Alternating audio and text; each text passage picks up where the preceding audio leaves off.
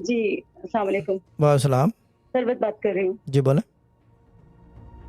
शाह साहब, मैं कराची से बात कर रही हूँ और एक्चुअली मैं यूएई में थी, अबू धाबी में जॉब कर रही थी, मेरे हस्बैंड भी, फिर हमारा कैंसल हो गया। कैंसल नहीं हुआ एक्चुअली, वो शिया होने की वजह से हमारा रिन्यू नहीं हुआ, दो मेरे मिनट हस्बैंड का दो वीज़ा मिनट दो वापस आना मिनट पड़ा। दो मिनट दो मिनट इस तरह की बातें प्लेटफॉर्म पे तो करता ही नहीं मैं, और ना मैं लाइव सुनता हूँ।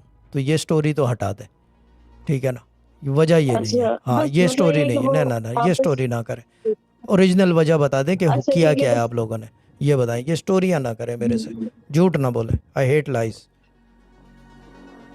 अच्छा, बस ये है कि जॉब नहीं है, जब से 7 साल हो गए हैं कराची वापस आए हैं, तो हस्बैंड की जॉब नहीं है और मुझे भी यहाँ पर कोई जॉब नहीं मिल रही है। हाँ तो हम फिर लोग इसका काफ़ी मतलब ये परेशान वजह हैं। तो नहीं हुई तो ना, ये वजह तो नहीं हुई ना, वजह कुछ और होगी ना।